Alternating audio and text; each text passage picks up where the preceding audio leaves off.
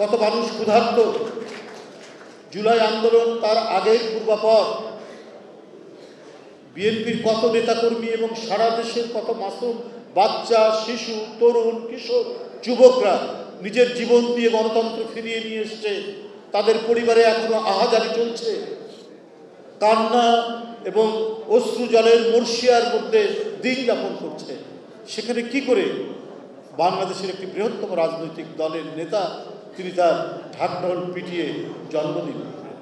এই সমস্ত বিষয়গুলি উনি চিন্তা করেছেন। বিএনপির ভারপ্রাপ্ত চেয়ারম্যান তিনি গতবারও তার জন্মদিন পালন না করার জন্য দলকে নির্দেশ দিয়েছিলেন। আমরা সেভাবেই কোনো কর্মসূচি গ্রহণ করিনি। এবারও তিনি নির্দেশ দিয়েছেন কোনো কর্মসূচি গ্রহণ না করার জন্য।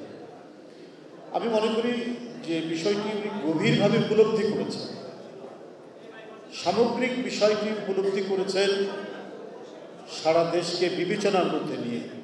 একজন জাতীয় নেতা তার জনগণ কিভাবে থাকে, জনগণের গভীরে কি বিষয়টি অনুভূত হচ্ছে, সেটা উপলব্ধি করার ক্ষমতা যার যত বেশি, তিনি তত বড় জাতীয় নেতা, তিনি তত বড় জনঘনিষ্ঠ জাতীয় নেতা। আমার মনে হয় ওই বিবেচনায় তিনি বিশ্লেষণ করেছেন সমাজকে, রাষ্ট্রকে, গভীরভাবে অনুধাবন করেছেন সময়কে, সময়, জাতিগোষ্ঠী, রাষ্ট্র, এগুলিকে বিচার বিশ্লেষণ করেই তিনি সিদ্ধান্ত নিয়েছেন। গত 2 বছর হলো আমরা কোনো ধরনের কর্মসূচি গ্রহণ করি না।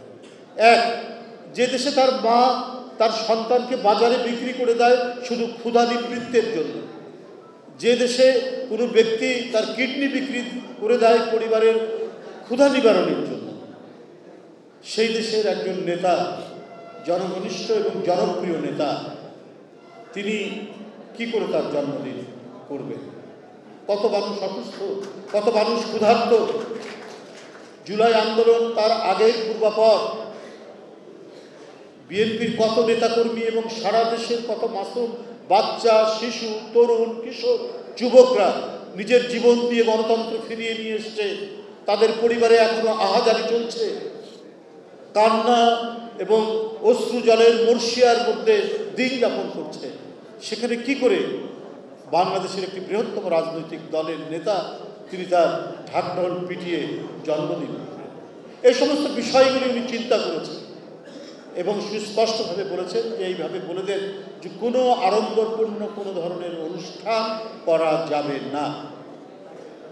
আজকে 20 নভেম্বর, আমরা অসহায় মানুষের মাঝে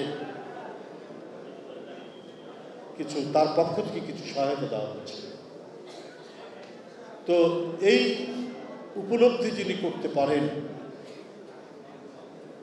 তিনি তো জনগণের সবচেয়ে আদৃত এবং অত্যন্ত ঘনিষ্ঠ আত্মীয় হিসেবেই তিনি জনগণের মাঝে পরিচিত পাবেন, তার জনপ্রিয়তা লাভ।